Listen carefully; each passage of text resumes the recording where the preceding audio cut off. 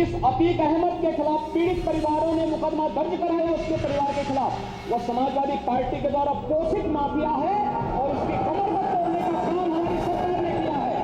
और फिर वो कार्रवाई होती है, इसे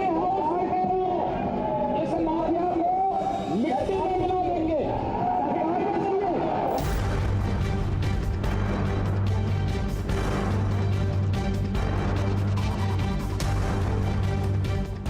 माफिया डॉन अतीक अहमद को मुख्यमंत्री योगी आदित्यनाथ की चेतावनी के साथ ही उनके बुलडोजर अब निकल पड़े हैं। प्रयागराज के चकिया में बाबा के बुलडोजर ने बाहुबली अतीक अहमद के करीबी जफर अहमद के घर को मिट्टी में मिला दिया। पुलिस ने जफर के घर से 2 राइफल और 1 तलवार भी बरामद की है। लखनऊ में भी अतीक अहमद के फ्लैट पर पुलिस ने छापा मारकर लग्जरी गाड़ियां जब्त कर ली हैं। ये सारी कार्रवाई उमेश हत्याकांड मामले में हुई है। प्रयागराज में 24 फरवरी को उमेश पाल की हत्या कर दी गई थी। वो पूर्व विधायक राजू पाल की हत्या का मुख्य गवाह था। उमेश की हत्या करने के लिए पहुंचे 13 शूटरों ने ताबड़तोड़ गोलियां बरसाई और बम से भी हमला किया था। इनमें से 6 शूटर्स की पहचान हो चुकी है, जिसमें अतीक अहमद का बेटा असद भी शामिल है, जो अभी फरार है। मुख्यमंत्री योगी का रुख सख्त बना हुआ है। लॉ एंड ऑर्डर पर सवाल करने वाले विपक्षी नेताओं से उनके सीधे सवाल भी है। लेकिन किसी गरीब को, किसी कमजोर को, किसी अति पिछड़े को ऐसे पेशेवर अपराधियों को संरक्षण देकर के मरवाएंगे और उसके बाद फिर सीधे मुकर भी जाए। यानी राजू पाल की कोई जाति नहीं थी क्या? जब राजू पाल की हत्या हुई थी तब ये पेशेवर अपराधी और माफिया के संरक्षणदाता कौन थे? समाजवादी पार्टी को बुलडोजर के एक्शन पर ऐतराज है। वो कह रहे हैं कि बुलडोजर से कानून व्यवस्था नहीं संभलेगी। लॉ एंड ऑर्डर किसी डायलॉग से नहीं ठीक हो सकता है कि मिट्टी में मिला देंगे। आपने मिट्टी में मिला देने के लिए कहा, अमेठी में 2 की हत्या हो गई।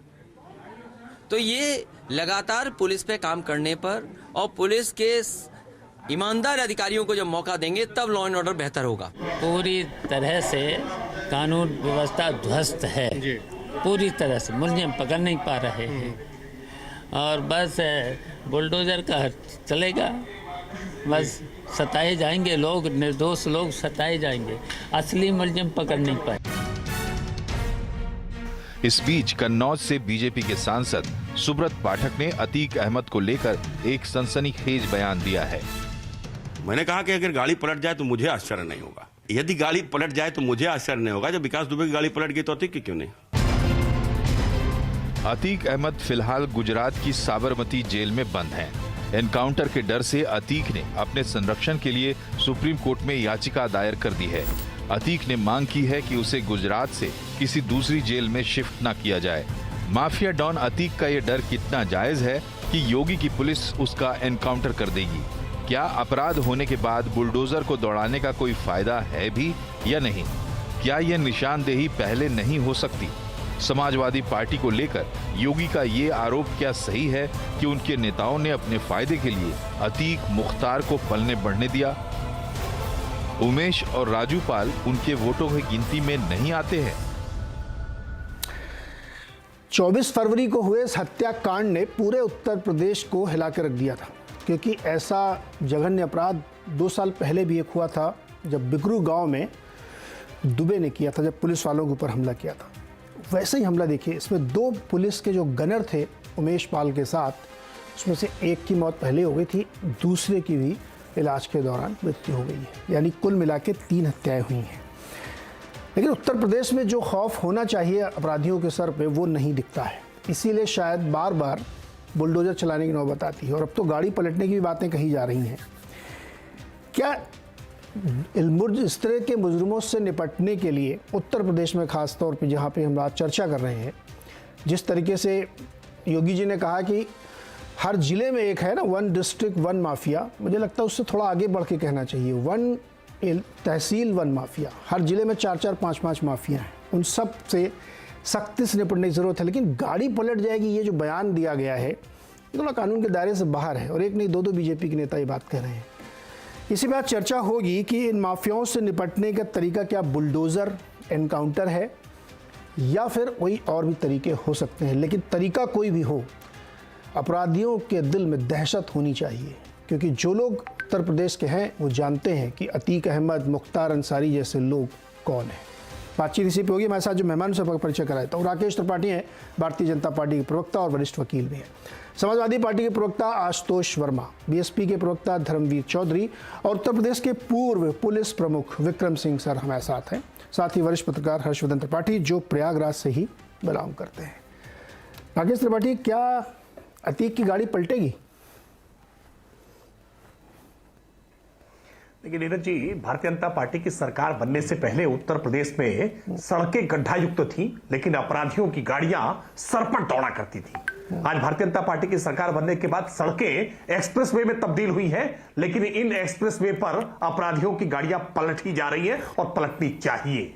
ये गाड़ियां पलटना एक सिंबॉलिज्म है, एक संकेत है कि वो अपराधी जो जराइम की दुनिया में अपना एक छत्र राज चलाया करते थे, जिनसे लोग डरा करते थे। और इसी अतीक अहमद से 10 से ज्यादा ऐसे जज हैं जिन्होंने सुनवाई करने से अपने आप को अलग कर लिया था। यानी कहीं ना कहीं जुडिशरी के लोग भी इस अतीक अहमद से डरा करते थे।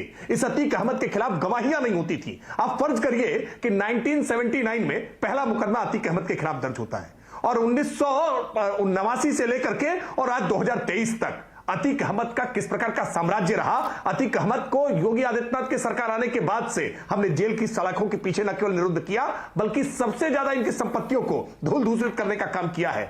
मुझे याद है कि 1985 में जब उत्तर प्रदेश में वीर बहादुर सिंह मुख्यमंत्री थे और देश के यशस्वी प्रधानमंत्री उस समय हुआ करते थे राजीव गांधी जी, राजीव गांधी के डायरेक्ट इंटरवेंशन के नाते ये गली का गुंडा, ये फिरोज तांगे वाले का लड़का, ये अतीक अहमद कैसे गैंगस्टर बना, कैसे माफिया बना और डॉन बन गया, कैसे पूरा पैरेलल साम्राज्य चलाने लगा, बड़ी बड़ी करोड़ों की गाड़ियों से चलने लगा। इसको समाजवादी पार्टी ने विधायक बनाया, सांसद बनाया, परिजनों को माननीय बनाया और फिर मायावती जी ने भी अपने आंचल में छुपाया। किस तरह से पूरी पार्टियां ने मिलकर के अतीक अहमद को बढ़ाने का काम किया, उसकी जड़ों को मजबूत करने का काम किया। लेकिन योगी आदित्यनाथ सरकार ने इन जड़ों को खोदना प्रारंभ किया है और इन जड़ों में मट्ठा डालने का काम कर रहे हैं। हम धूल धूसरित करेंगे, मिट्टी में मिला करके रहेंगे। और एक बात बिल्कुल स्पष्ट है, ऐसे अपराधियों की गाड़ियां सरपट नहीं दौड़नी चाहिए, क्योंकि विकास की गाड़ी अगर सरपट दौड़नी है तो विकास दुबे जैसे लोगों की गाड़ियां पलट दी जानी चाहिए।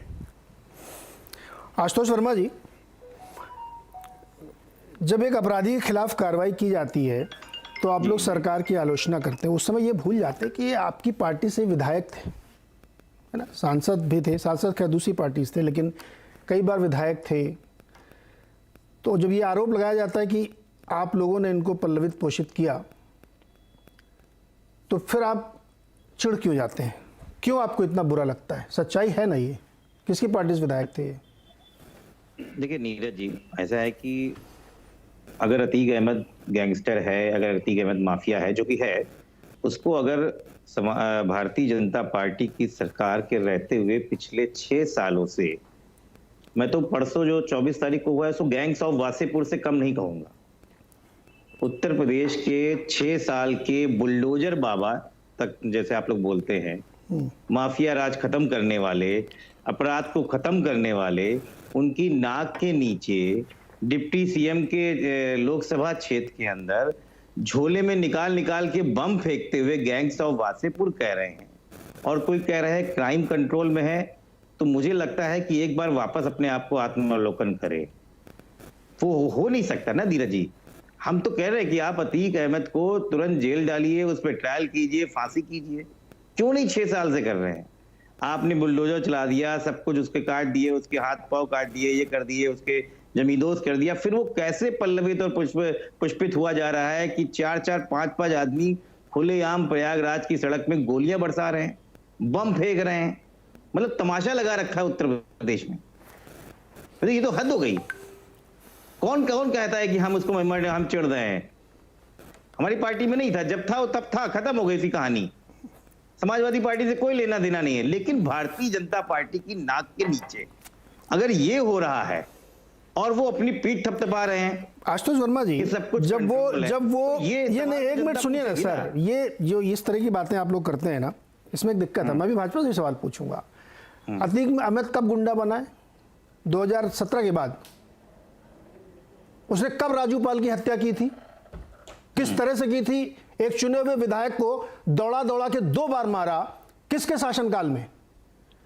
उसको गुंडा आज बनाया गया है जब एक बार गुंडा बन जाता है, संगठित अपराध हो जाएगा, उसके बाद अखिलेश जी का नहीं मेरे से मतलब नहीं, मेरी पार्टी की नहीं, आप लोग देखो, ऐसे बात होगी क्या? ऐसे थोड़ी अभी बैठे हो डीजीपी साहब, अभी बताएंगे कि कब गुंडा बना था वो, और किसने उसको प्रेशर दिया था। मैं कहता हूँ कि वो राजीव गांधी के समय की बात कर रहे हैं, मैं कह रहा हूँ कभी भी गुंडा भाई, योगी जी तो इसी पे आए थे ना कि सारे क्रिमिनल को खत्म कर देंगे। भाई क्रिमिनल कैसे खत्म हो गए? जो गुजरात कैसे खत्म होगा?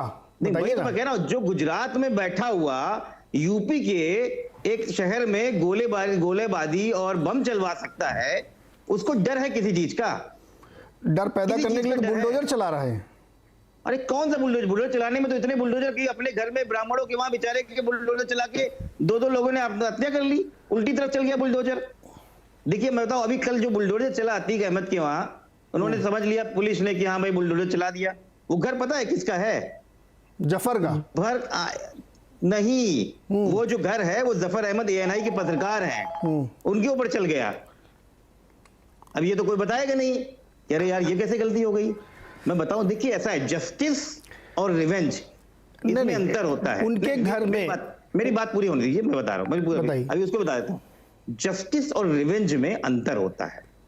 जस्टिस, जैसे उन्होंने कहा कि भाई आप कानून के दायरे में करिए, सारे जज बैठे हैं इलाहाबाद में, वो बता रही यूपी सरकार की भाई देखो इनका 4 इंच बढ़ा हुआ था, इनका छज्जा निकला हुआ था, इसीलिए ना तोड़ा, इसलिए थोड़ी तोड़ा कि अतीक अहमद गैंगस्टर है।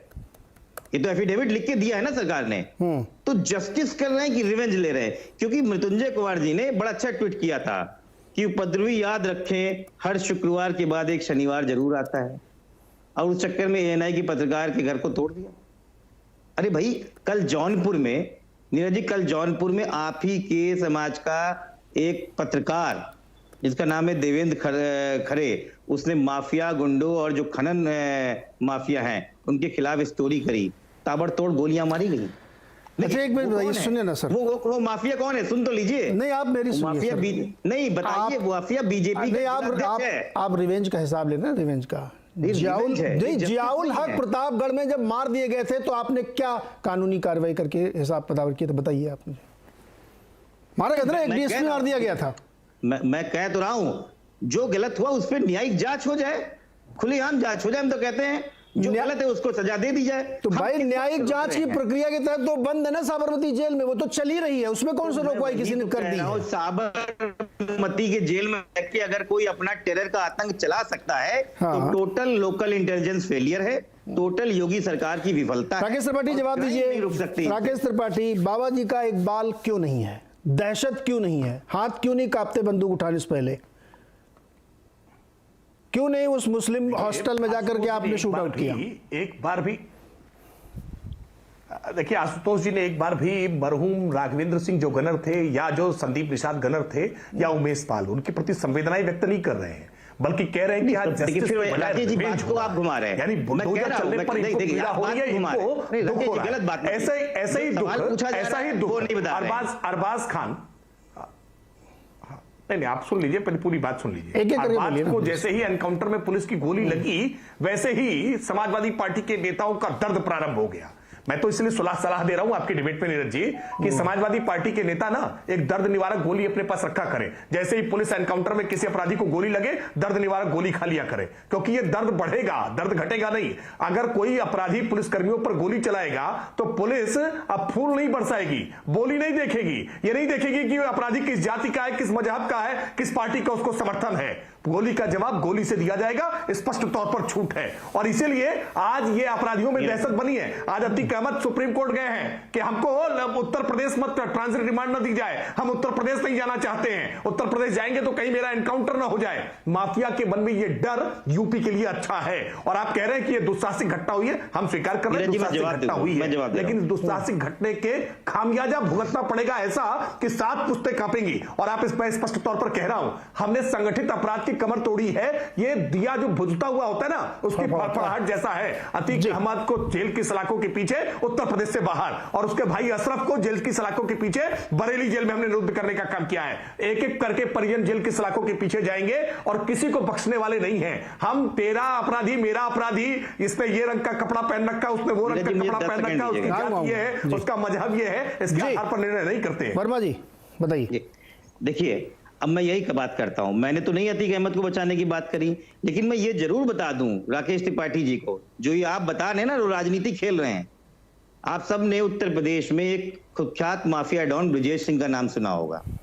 लगभग 106 मुकदमे वाराणसी के अंदर उसके अंदर पंजीकृत हैं, 106, और ये तो वकील है, जिसमें ज्यादातर पे वो ट्रायल पे रहता है। अभी कुछ ही दिन पहले जब एमएलसी का चुनाव हुआ माननीय विधान परिषद में, तो बनारस, चंदौली और भदोही की सीट भारतीय जनता पार्टी हार जाती है। उनकी पत्नी अन्नपूर्णा सिंह, ठीक है, और कौन है ब्रजेश सिंह, दाऊद इब्राहिम का शार्प शूटर, वो जीत जाती है, भारतीय जनता पार्टी हार जाती है। ये वो सीटें हैं जिन सीटों को मजबूरी से, गलती से हारी है। ब्रजेश सिंह नाम है उनका, क्षत्रिय जाति से आते हैं जी। त्रिपाठी जवाब दीजिए। पूछा जाता है, फिर हमसे नहीं, हमसे पूछा आपने हरा दिया होता। आप जाती है ना मगर, हाँ सही बात है, वो तो गोले और बारूद चले ही थे ना, कैसे कौन जीत रहा है। त्रिपाठी जवाब कोई भी माफिया क्यों है, हाँ, जो भी ये नाम ले रहे हैं, तब बाबा जी का बुलडोजर नहीं आता है क्या?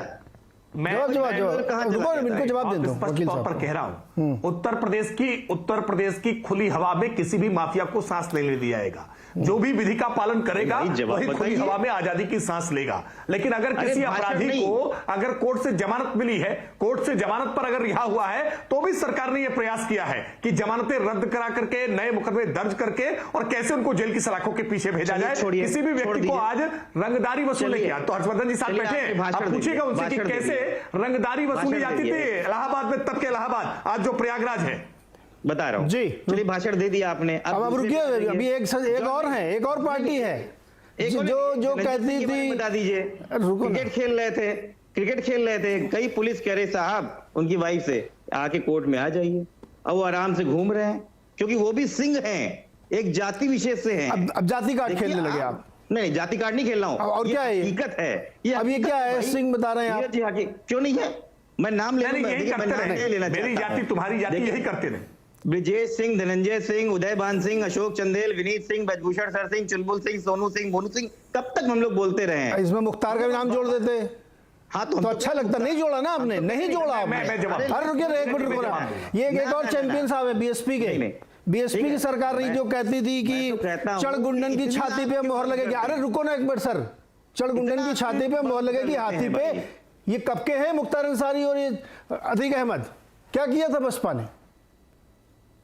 हमने सुना तो मेयर का टिकट भी देने वाले हैं आप लोग, धर्मवीर जी। नीरज जी, जो ये डिबेट में मैं समाजवादी पार्टी और बीजेपी की नुरा कुश्ती देख रहा हूं, और विधानसभा में अखिलेश यादव और योगी आदित्यनाथ जी की मैं नुरा कुश्ती देख रहा हूं। ये दोनों पार्टियां माफियाओं को पालने का काम करती हैं।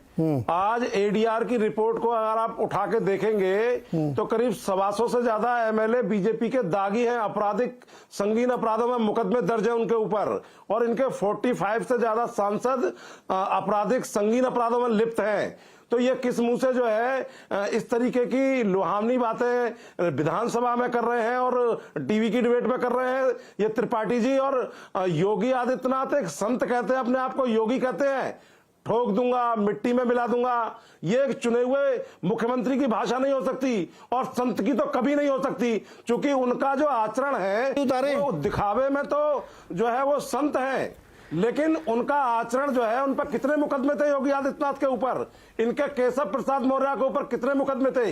ये वो सरकार है, ये जो वो पार्टी है कि इनका सांसद जो है विधायक को कलेक्ट्रेट के अंदर जूतों से पीटता है। अब वो जूतों की बात तो चली गई, आज मुझे आप नीरज जी ये पूछिए इनसे कि जो आपसे पूछ रहा हूँ वो बताओ आप पहले, वो कहाँ सो रही थी क्या? मुझे ये बताओ, वो कब तब आप सो रहे थे क्या? मायावती जी तब सो रहे थे क्या जब ये सब गुंडे थे, आपकी सरकार थी, और आपने कहा था हमारे समाज में सबसे बढ़िया कानून व्यवस्था थी, तो ये क्यों बचे रहे?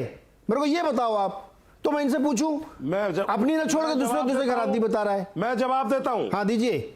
मैं जवाब देता हूं। 4.5 साल की 4 महीने 4.5 महीने की सरकार में 4 महीने की सरकार हुई थी बहन कुमारी मायावती जी की।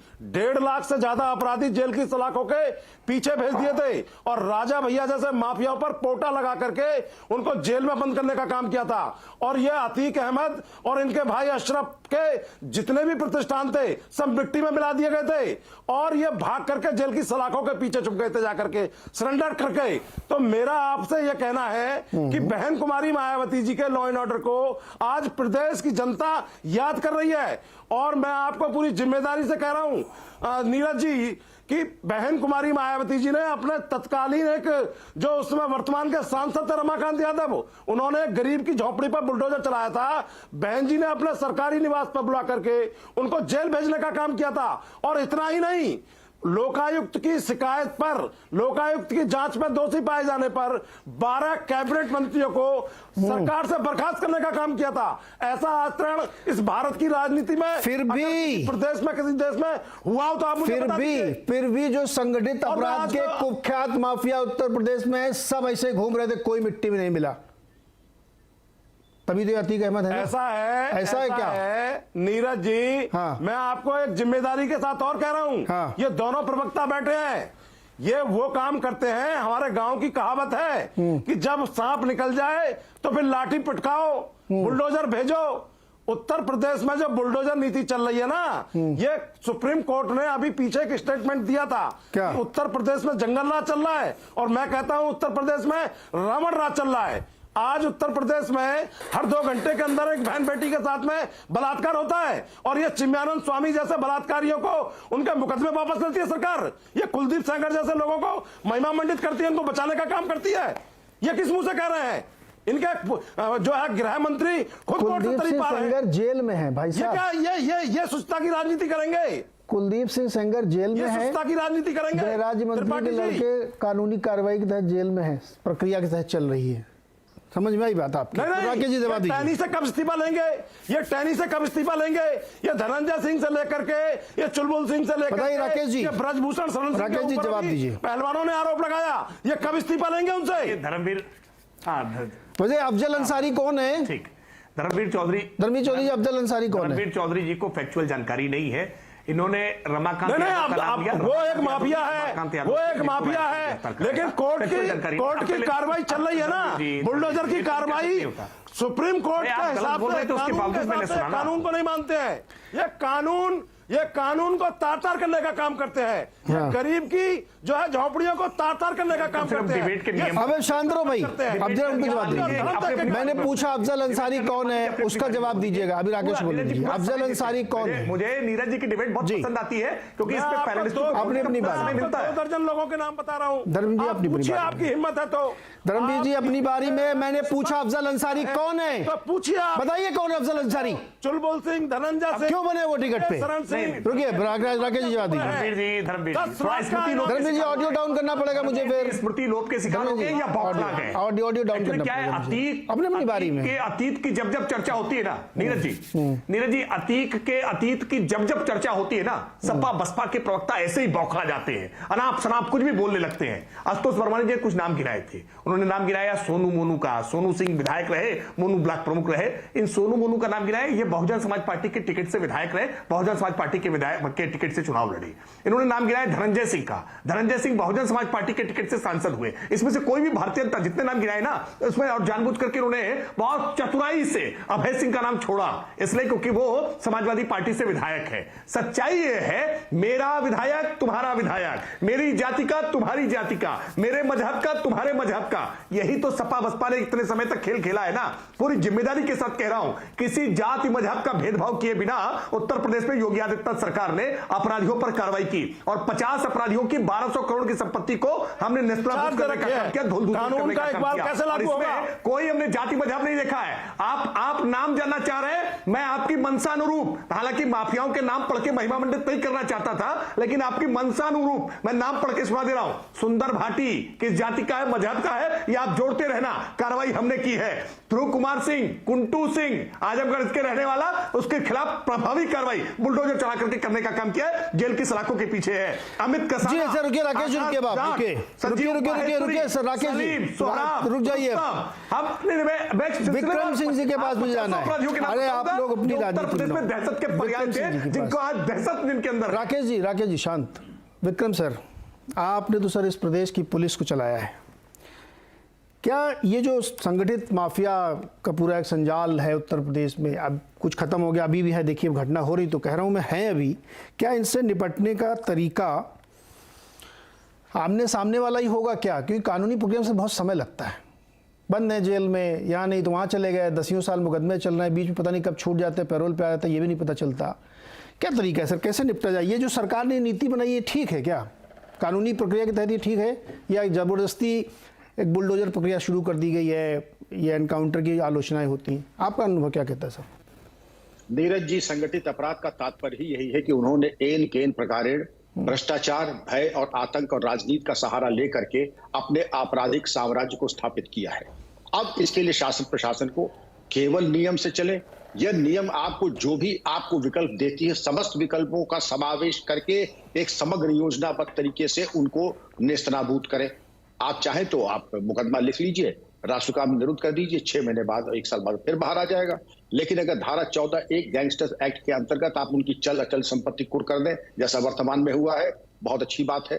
नंबर 2, उनके चेले चपाटे जितने भी हैं उनको गैंगस्टर एक्ट के अंतर्गत निरुद्ध करके विभिन्न केसेस में उनको सजा करा दें, तो ये मान के चलिए 7 साल की मुक्ति हो गई। उनके नाजायज जो भवन है, जैसा कि त्रिपाठी जी ने बताया कि उनको 1200 करोड़ की संपत्ति धूल दूषित की गई, बहुत बड़ा नुकसान है, और 2000 करोड़ की संपत्ति सरकार ने कुर्क की है। तो ये पूरी एक कंसोलिडेटेड तरीके से, योजनाबद्ध तरीके से, जो भी आपके तर्कश में तीर है नीरज जी, सबका इस्तेमाल कीजिए। बुलडोजर से परहेज किस बात का है? अगर कोई चीज नाजायज बनी हुई है, या किसी सरकारी रेलवे की, पुलिस की, प्रशासन की, वन विभाग की जमीन पर बनी है, तो उसको तो धूल दूषित होना ही चाहिए। और कोई कारण अगर इसका है कि वो क्यों नहीं अब तक मिट्टी में मिलाए गए, उसका एक ही कारण है नीरज जी, वो है भ्रष्टाचार या आतंक, अथवा दोनों। या तो आतंक है कि आपकी हिम्मत नहीं कि बाहुबली की आप भूमि को, आप उसके मकान को धूल दूषित करें, और या फिर आप उससे लाभान्वित हो रहे हैं, या दोनों बातें हैं। बहरहाल अब अगर ये हो रहा है तो ये स्वागत के योग्य है, क्योंकि ये चीज पहले बहुत यदाकदा बहुत कम हुई है पहले, इसलिए अब इसका स्वागत होना चाहिए। विक्रम सर, एक चीज और, जो इस प्रकरण में जो पुलिस कार्रवाई हुई है वो ठीक है? एकदम 100% ठीक है। मैं इसका समर्थन करता हूं, क्योंकि ये पहले भी हो जानी चाहिए थी, नहीं हुई, कोई बात नहीं, देर आए दुरुस्त आए, लेकिन अब बिल्कुल जैसे कहते हैं बीन बीन करके जहां पर जो मिल जाए उसके खिलाफ वैसे ही कार्रवाई होनी चाहिए। कानून, ये कानूनी कार्रवाई, लोग कहते हैं सब गैर कानूनी है तो कोर्ट से जाकर के स्टे ले लीजिए ना, लेकिन वो आप नहीं लेंगे। एक गैर कानूनी एक हारमोनियम बजने लगा गैर कानूनी, अरे गैर कानूनी है तो इस देश में न्यायालय, न्यायपालिका है, अधिवक्ता है, जाकर के स्टे ले आइए। स्टे कोई नहीं लाएगा, बस गैर कानूनी।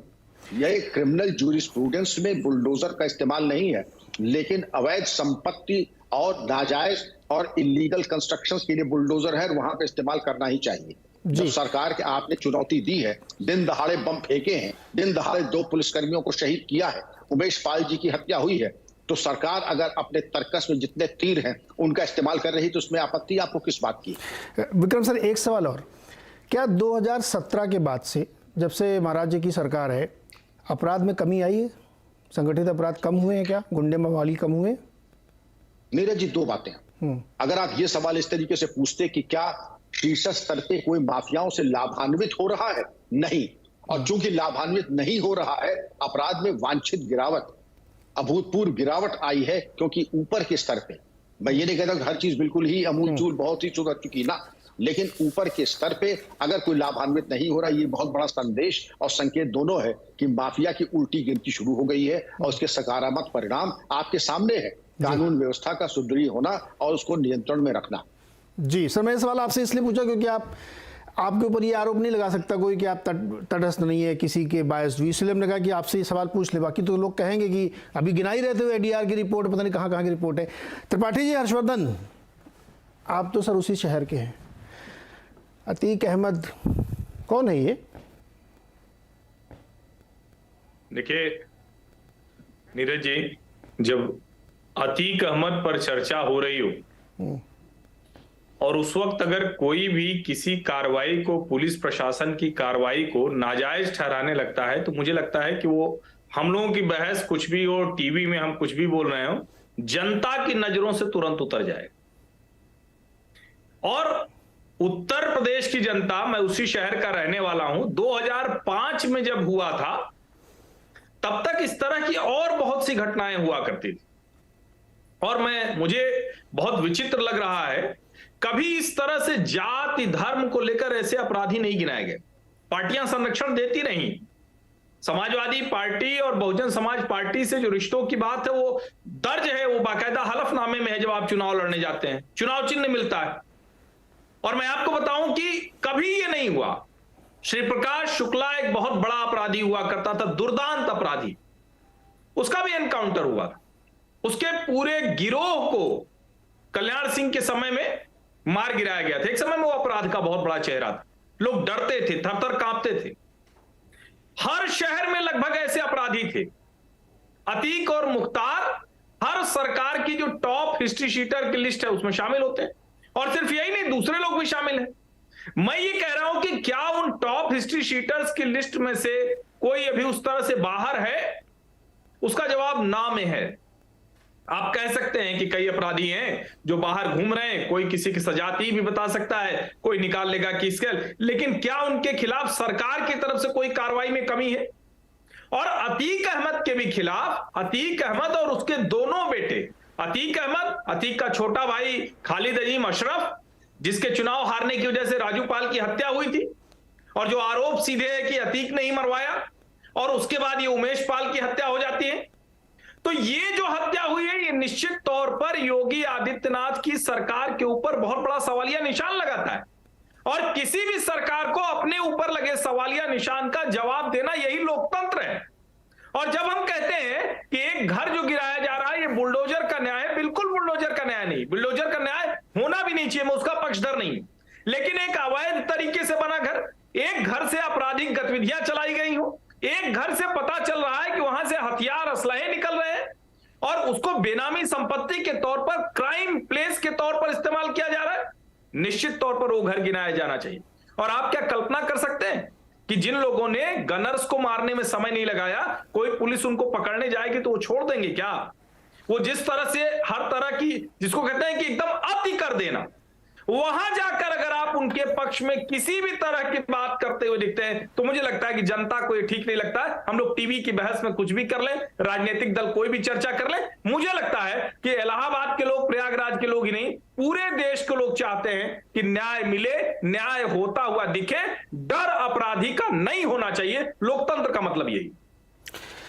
हर्षवर्धन, लेकिन यहाँ पे सवाल उठता है क्योंकि जिस तरीके की ये संगठित अपराध, जिस तरह की दुर्दांत हत्या हुई है, पुलिस वालों के ऊपर गोली चलाई और बम ऐसा फेंक रहे जैसे आलू गाजर, तो इसको पुलिस के पास क्या ऑप्शन है? देखिए, इसकी आलोचना लोग कर सकते हैं बहुत सारी, क्या करे पुलिस, एनकाउंटर ना करे तो?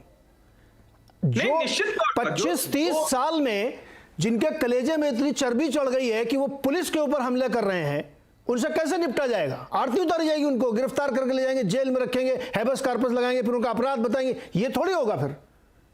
नीरज जी, आज नहीं, कभी भी पुलिस के ऊपर हमला करने का दुस्साहस बड़ा से बड़ा अपराधी नहीं करता।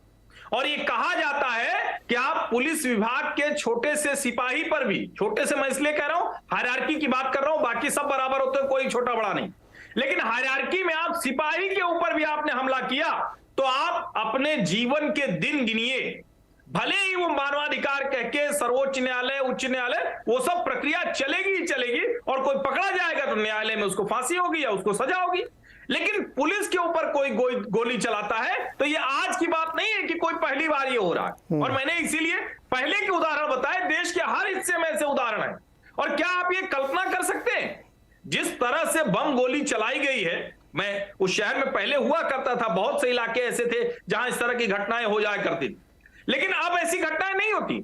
आज के समय में, आज के आधुनिक युग में इस तरह की घटना को जनता बर्दाश्त नहीं करेगी। जनता इसीलिए योगी आदित्यनाथ को दोबारा चुन के लाई है, क्योंकि लॉ एंड ऑर्डर, कानून व्यवस्था, सरकार के अलावा और किसी का भय नहीं होना चाहिए। सरकार का भी भय गलत काम करने वालों को होना चाहिए, किसी अपराधी का भय तो जनता को होना ही नहीं चाहिए। जी, कहते हैं कि उस जिस इलाके में वो रहता था उसका नाम क्या है, तकिया है कुछ बोलते थे, चकिया, कि पुलिस के लोग वहां जाने से डरते थे कि पिट के आएंगे, ये हालत थी वहां पे। तो ऐसा अपराधी राकेश, हाँ। मैं एक बात और बता दूं, चकिया में जब अतीक की संपत्तियों को इसके पहले भी तोड़ा गया है तो भी बहुत मुश्किल हुआ करता था। अतीक की संपत्ति है बहुत बड़े एरिया में, करेली से आगे गंगा के उसके कछार की तरफ जमुना के, वहां पे पूरा जिसको कहते हैं ना कि बहुत बड़ा इलाका था, मुझे जहां तक ध्यान में आ रहा, आशियाना या क्या करके हाउसिंग सोसाइटी बना दी थी, प्लॉट कटे थे, वो सब का सब ध्वस्त किया गया। वहीं पर है कि एक ऐसी ही संपत्ति पर प्रधानमंत्री आवास योजना के तहत घर बने हैं, वो गरीबों को मिले हैं। तो ये कोई ऐसा नहीं कि पहली बार कहीं हो रहा है।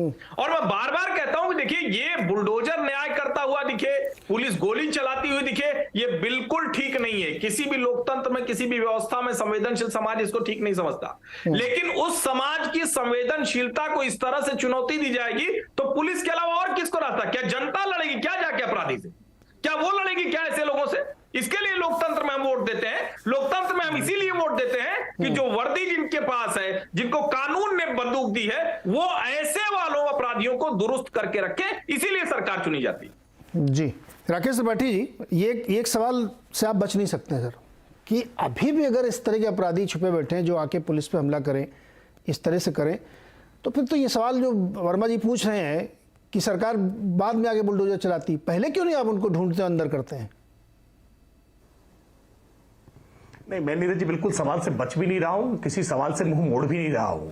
निश्चित तौर पर प्रयागराज की दुस्साहसिक वारदात सरकार के लिए एक चुनौती है और हम इस चुनौती को स्वीकार करके हम पूरी जिम्मेदारी के साथ बता रहे हैं कि इस पूरे मामले में वांछित एक एक अपराधी की जड़ में मट्ठा डालने का काम योगी सरकार करेगी। और योगी जी ने जो विधानसभा में कहा ना कि माफिया को मिट्टी में मिला दूंगा, ये मिट्टी में मिला देने का स्वर इसी बात का प्रतीक। और हमने तो यह शुरुआत होते हुए देखा है सबने कि किस तरह से पहला अपराधी संदिग्ध जिसने पुलिस पर दुस्साहस से फिर गोली चलाने का प्रयास किया, उसको मिट्टी में मिला देने का काम किया है। एक एक अपराधी का हश्र यही होगा। और जो बात कह रहे थे हर्षवर्धन जी ने कि चकिया इलाके में पुलिस जाने से डरती थी, खौफ था, आज ये परिवर्तन है। आप अगर देखेंगे, जो शाइस्ता परवीन उनकी पत्नी है ना, पत्नी की तरफ से जो याचिका सुप्रीम कोर्ट पर दाखिल की गई है, जो एप्लीकेशन लिखी गई है, जो जुडिशियल मजिस्ट्रेट क्या दाखिल की गई है कि मेरे बच्चों की जान को खतरा है, कहीं मेरे पति को वहां से ट्रांजिट रिमांड पर लाए और रास्ते में उनके साथ गाड़ी न पलट जाए, कहीं उनका एनकाउंटर न हो जाए। ये जो डर है ना, ये भय है ना, ये भय उत्तर प्रदेश के निवासियों के लिए बहुत अच्छा है। ये माफियाओं के मन में भय होना चाहिए। और मैं आज पूरे चुनौती से कह रहा हूं, उत्तर प्रदेश में अब कोई चकिया जैसा इलाका नहीं है जहां उत्तर प्रदेश की पुलिस जाने से डरे। अब उत्तर प्रदेश में कोई ऐसा एरिया नहीं है जहां पुलिस घबराती हो। वरना हमने देखा है कि किस तरह से जवाहर बाग को खाली कराने में कैसे पुलिस वालों की जान गई थी और पुलिस डरती थी, क्योंकि सत्ता के द्वारा संरक्षण होता था, सत्ता की ओर से बिल्कुल खुली छूट होती थी ऐसे अपराधियों को अपना साम्राज्य चलाने के लिए। आज कोई अपराधी सत्ता का ये दम नहीं भर सकता कि हमको सत्ता का संरक्षण है, हमको आज मुख्यमंत्री की ओर से या किसी मंत्री की ओर से आज संरक्षण मिल जाएगा और पुलिस हमारा कुछ नहीं बिगाड़ पाएगी। आज पुलिस मुकम्मल कार्रवाई कर रही है और इस कार्रवाई को जो भी गैर वाजिब ठहराने की कोशिश कर रहा है, चेहरे पहचान लीजिए, यही वो लोग हैं जिन्होंने लंबे समय तक बचाया है। और अभी धर्मवीर चौधरी जी बड़ी बातें कर रहे हैं। मायावती जी का बयान सुनिए क्या है। उन्होंने कहा अगर शाइस्ता परवीन कहीं दोषी पाई गई तो उन्हें पार्टी से बाहर निकाल देंगे। अभी भी कोई शक शुबहा है क्या? आप माफियाओं के साथ अब भी खड़े हैं, आप अब भी उन्हें संरक्षण दे रहे हैं और धर्मवीर चौधरी जी बैठ करके लंबी लंबी डिबेट में बातें बता रहे हैं, ऐसा कर दिया वैसा कर दिया। सच्चाई है, यही सपा बसपा है।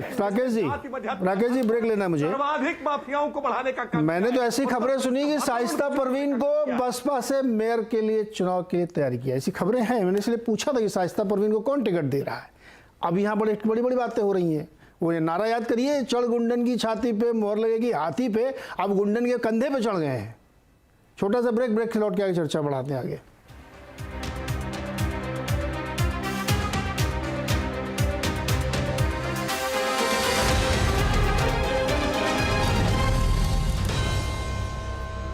स्वागत है एक बार फिर से आपका। और उत्तर प्रदेश में जो घटनाक्रम हुआ है उसी पे हम चर्चा करें। मेहमानों से एक निवेदन है कि समय इस सेगमेंट में कम होता है, इसलिए छोटे छोटे जवाब रखे।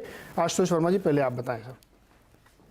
देखिए, मुझे दो चीजें बहुत साफ सुथरी करनी है। पहले तो समाजवादी पार्टी या समाजवादी पार्टी का कोई भी प्रवक्ता ये भारतीय जनता पार्टी के लोग इस नैरेटिव को बनाने के लिए बहुत पीछे पड़े हैं कि समाजवादी पार्टी जो है माफियाओं को बचाने की कोशिश कर रहे हैं। तो ये नैरेटिव आप मत बनाइए, हम किसी तरीके से नहीं रोक रहे हैं। हम ये कह रहे हैं कि अगर अतीक अहमद इतने सालों से जेल में है और जेल में रहते भी माफिया अगर फलता फूलता है, एक व्यक्ति जो ऑलरेडी जिसके ऊपर गनर है, जिसको सरकारी सुरक्षा दी गई है, उसके बावजूद 5-5 लोग खुलेआम भरी बाजार में गोलियां दागते हैं और बम दागते हैं, तो उत्तर प्रदेश की कानून व्यवस्था पे सवाल उठाना समाजवादी पार्टी का प्रमुख काम है। भाई आप परमानेंट डीजीपी नहीं लग पाए और आप कहो कि हम सबको मिट्टी मिला देंगे 6 साल तक वही राग चल रहा और फिर एक घटना हो जाती है, फिर 4-5 घरे बुलडोजर चलता है, फिर एक हादसा हो जाता है। तो मुझे लगता है कि पहले इसके सवाल पूछना विपक्ष का काम है जी। दूसरा, हम उनकी बात भी कर रहे हैं जिन पे नहीं चल रहा है बुलडोजर और जो कहीं ना कहीं पाले पोसे जा रहे हैं, और हमें चिंता है कि उत्तर प्रदेश में कहीं ना कहीं संगठित बड़ी वारदात हो सकती है, जिनमें हमने नाम लिया, जिनको आप समर्थन देके आप कहीं ना कहीं एमएलसी बनाते हैं, जिनकी आपकी सरकार नतमस्तक होती है, जिनकी आपके साथ जो है उठना बैठना होता है। तो हमारा काम विपक्ष का है, इसमें ये पोषण करना कि हम पोषित कर रहे हैं, आप फिर उनकी ये नैरेटिव नहीं बनाइए। तो आप ये भी तो तारीफ करिए कि जो कड़ी कार्रवाई की जा रही है, ठीक की जा रही है। आप बोलिए कि हाँ हम इसके समर्थन कर रहे हैं। अरे भाई, हम विपक्ष में हैं, हम पहले कमी तो गिना दें कि 6 कमियों के साथ कम से कम सरकार के साथ कंस्ट्रक्टिव अपोजिशन होना चाहिए ना। कमियां तो गिना दी आपने। नहीं, कंस्ट्रक्टिव अपोजिशन कैसे हो? हमारे 2 आदमी शहीद हो गए, हमारे एक गवाह मार दिया गया, और तो ये उसके खिलाफ जो कार्रवाई हो रही है, कर क्या रही है सरकार? सरकार ने एक को शूट आउट में मार दिया है, नहीं, दूसरा गिरफ्तार हो गया है, तीसरा जमानत के लिए और जगह बदला बदली जाए इसके लिए मारा फिर रहा है। नीरज जी एक मिनट जी, ये उत्तर प्रदेश की पुलिस है, क्यों नहीं परमानेंट डीजीपी रख पा रहे हैं आप? मुझे एक वजह बताइए, क्यों नहीं रख पाए? वजह से कोई कानून व्यवस्था में गड़बड़ा हो रहा है क्या? क्यों नहीं रुकेगी? अरे भाई वाह, आपके चैनल का हेड ही नहीं है और आप चैनल चलाते रहेंगे। सर सुनिए ना, और सुनिए नहीं, ये सवाल यहीं पे हल होगा। नली के ऊपर अगर गोली चलाते हैं और ठाए दिखाते हैं ना सर, सिस्टम अगर इन प्लेस है, सिस्टम इन प्लेस है ना, तो अगर वाली कुछ समय के लिए नहीं है डीजीपी साहब, ऐसा नहीं है पूरी कानून व्यवस्था ध्वस्त हो गई, वो डेली थाने में फोन करके बताते हैं कि आज कांस्टेबल जीडी में क्या लिखेगा। ऐसा थोड़ी होता है सर। आप बिना मतलब प्रैक्टिकल बातें करो ना सर। कैसी बात है नीरज भी, आप कैसे डिफेंड कर रहे हैं? मैं डिफेंड नहीं कर रहा हूं, मैं ये कर रहा हूं कि आपने जो आलोचना की वो सही आलोचना है, बिल्कुल। उसमें मैंने कहा ना कि आपके साथ तो आलोचना में हूं मैं, लेकिन उस आलोचना के साथ आप ये भी कहिए कि कार्रवाई हो रही है। आपसे सवाल है, मैं आपसे आप डीजीपी साहब बैठे हैं, उनसे कहिए कि डीजीपी क्यों नहीं बन रहा है? क्या डीजीपी के ना रहने से उत्तर प्रदेश की कानून व्यवस्था में कोई फर्क नहीं पड़ता है? तो हटा दीजिए पोस्ट, कोई जरूरत नहीं है। अच्छा, मैं इस सवाल को लेकर भी अभी आता हूं इनके पास। धर्मवीर जी सवाल पूछिए ना। हाँ, मैं भी पूछूं। धर्मवीर जी छोटा जवाब दीजिएगा, समय कम है आपका, बताइए सर। गुंडे मवाली माफिया तो आपकी पार्टी में भी थे सर। नीरज जी, हाँ, मैं नीरज जी ये आपसे और इन त्रिपाठी जी से पूछना चाहता हूं और बताना चाहता हूं प्रदेश की जनता को कि एक 10 लाख का इनामी बदमाश था मेरठ का, जो पुलिस अभिरक्षा से फरार हो गया था, मदन सिंह बद्दो नाम का, और उसको आज तक पुलिस पकड़ना तो छोड़ो छू नहीं पाई। और एक पाटीदार मणिलाल पाटीदार नाम का आईपीएस था भगोड़ा, जो हत्या में, फिरौती में और सब में लिप्त था, उसको पुलिस 2 साल तक पकड़ नहीं पाई थी।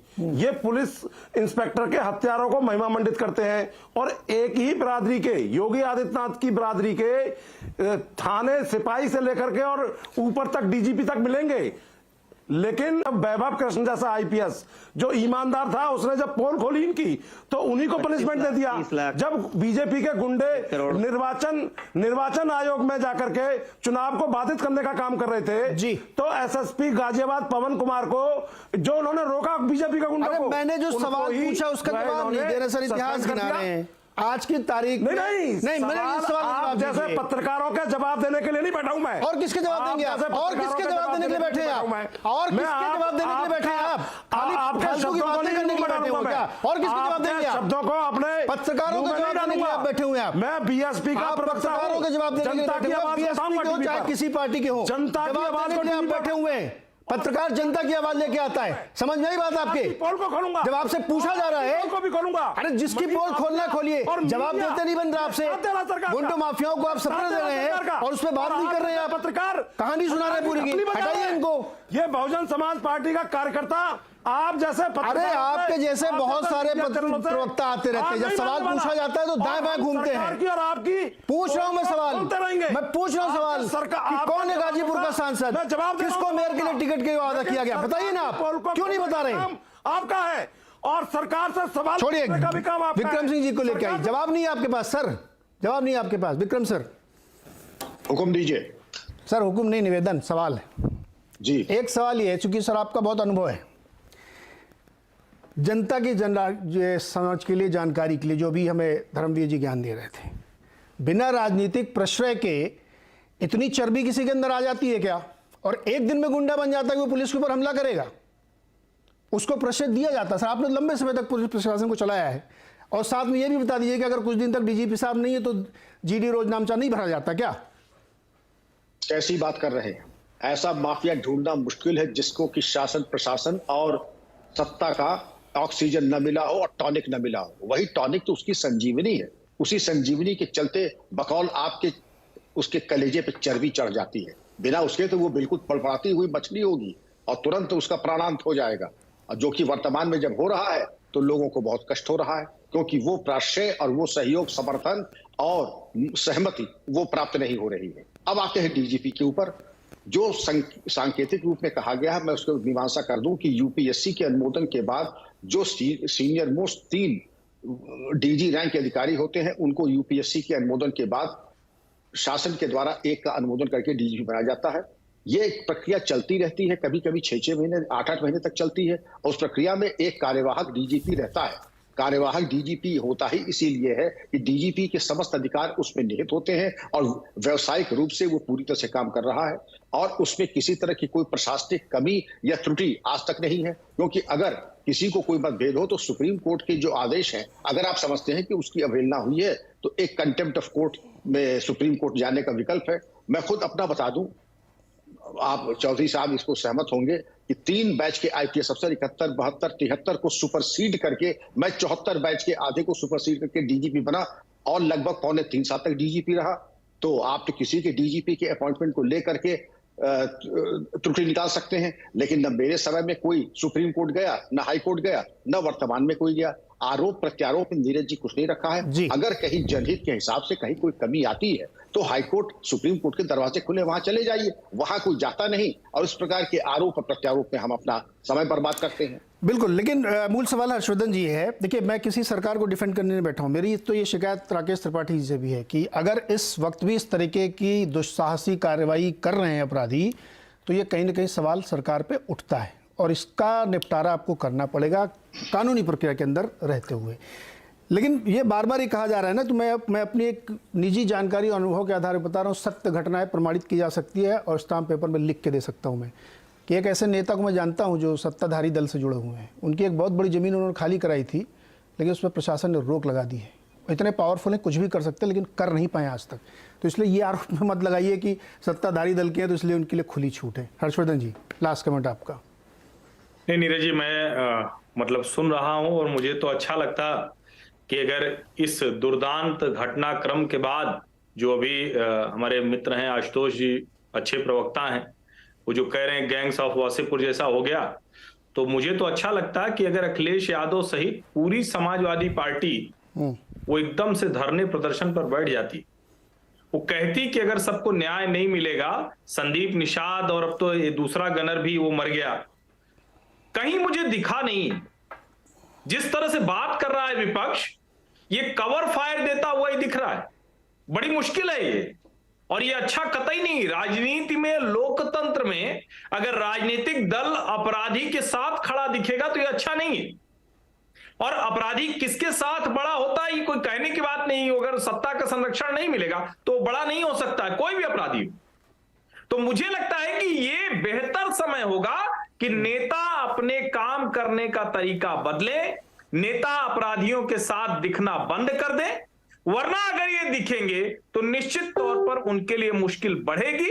और ये मुश्किल जनता देखती है तो उसको लगता है कि एक ही तरीका है लोकतंत्र में, वो है वोट का, कि ऐसी सरकार चुनो जो दूसरों को भयभीत करे, जो अपराध करते हैं, जो गलत काम करते हैं, जो अपराधी नहीं है, जो सामान्य शहरी हैं, उनको किसी से डर नहीं लगना चाहिए। राकेश जी, मेरे सवाल का जवाब दीजिए इकबाल कायम होना चाहिए सरकार का। ये ऐसी घटनाएं बीच बीच में जो हो जाती हैं ना, ये सवाल पैदा करती हैं। निश्चित तौर पर नीरज जी, मैं आपके सवाल को इग्नोर नहीं कर सकता। ये एक निश्चित तौर पर हमारे लिए भी चिंता और चुनौती का विषय है। मैंने इस बात को पहले भी स्वीकार किया। आपके सवाल उठाने को मैं गैर वाजिब नहीं कह रहा हूं और जवाब देने की अपनी जिम्मेदारी से पीछे भी नहीं हट रहा हूं। भारतीय जनता पार्टी की सरकार इस पूरे मामले का एक मुकम्मल जवाब जनता के सामने रखेगी और मिट्टी में मिला दूंगा जो हमने कहा है ना, वो केवल कह के नहीं करके दिखाएंगे और उसकी शुरुआत हो चुकी है। एक एक अपराधी इसमें जो जुड़ा हुआ इस घटना में है वो आपको मिट्टी में मिलता हुआ दिखेगा। और आज उत्तर प्रदेश में मैं इस बात को भरोसे के साथ कह रहा हूं कि कोई कहीं भी दहशत नहीं है कि आज कोई दहशत के नाते कोई रंगदारी वसूल रहा हो, कोई वसूली कर रहा हो, कोई अपराधी आज अपना साम्राज्य चला रहा हो। आज हमने इस तंत्र को तोड़ा है। इस प्रकार की घटनाएं निश्चित तौर पर दुख का कारण उत्पन्न होती हैं, चिंता का कारण बनती हैं, लेकिन जनता निर्भय होकर के रह सके ये सुनिश्चित करने का काम योगी सरकार कर रही है और करती रहेगी। देखिए, उत्तर प्रदेश के जो लोग हैं और जो लोग उत्तर प्रदेश के संपर्क में थे वो जानते हैं कि उस प्रदेश में किस तरीके से ये जंगल राज था। उसमें मैं किसी पार्टी को नहीं कह रहा हूँ कि अपने ऊपर ले ले साहब मेरे को करें, मैं एक जनरल बात कर रहा हूँ। और जो एक एक जिले में आप जाइए ना तो हर एक विधानसभा में आपको एक एक माफिया मिलेगा। ये सच्चाई है, इससे कोई मुंह नहीं बोल सकता। जो जिस जिले में अपने जिले में देख ले कितने गुंडे मवाली वहाँ पे हैं। तो इर्रिस्पेक्टिव कि वो किस धर्म का है, किस जाति का है, किसके प्रश्रय से है, इससे अगर आप मुक्ति नहीं दिला रहे हैं तो कोई भी सरकार उस पर सवाल उठेंगे। क्योंकि भयमुक्त समाज जब तक नहीं होगा ना तब तक विकास की गाड़ी भी चल नहीं सकती है। और ऐसी घटनाएं बीच बीच में आके सवाल खड़े करती हैं। तो उनको आप मिट्टी में मिलाएं, कानूनी प्रक्रिया दायरे के अंदर रह के, वो एक शरीफ अच्छा तरीका माना जाएगा, जिससे कि ये भी ना लगे कि सरकार रिवेंज में आके, फ्रस्ट्रेशन में आके कदम उठाती है। सरकार की एक सतत प्रक्रिया होनी चाहिए, जैसे कि डीजीपी साहब कह रहे हैं कि आप एलिमिनेट करते रहें। एलिमिनेट इन द सेंस कि आप कानूनी प्रक्रिया के तहत उनको अंदर बाहर जो भी करना है करें, लेकिन ऐसी घटनाएं बार बार होंगी तो क्वेश्चन उठेंगे। ये आपके लिए। और दूसरा, कोई भी आदमी प्रोटेक्ट करने की कोशिश मत करिए। सर, यूपी के जो लोग हैं ना, ये यूपी जो सब मालूम है कि कौन गुंडा माफिया किस दल से पोषित होता रहा है, कौन किसके शय पे आगे बढ़ा है। तो ये सब चीज़ें बहुत ओपन सीक्रेट की तरीके से हैं। किसी पार्टी का मैं नाम इसीलिए नहीं ले रहा हूँ कि सबको बुरा लग जाता है मेरी पार्टी क्यों कह रहे हो। हर दल में ऐसे लोग प्रशिक्षित होते रहेंगे। चलिए, आज के लिए इतना ही। बहुत बहुत शुक्रिया हमारे साथ जुड़ने के लिए। देखते रहिए सी आवाज़।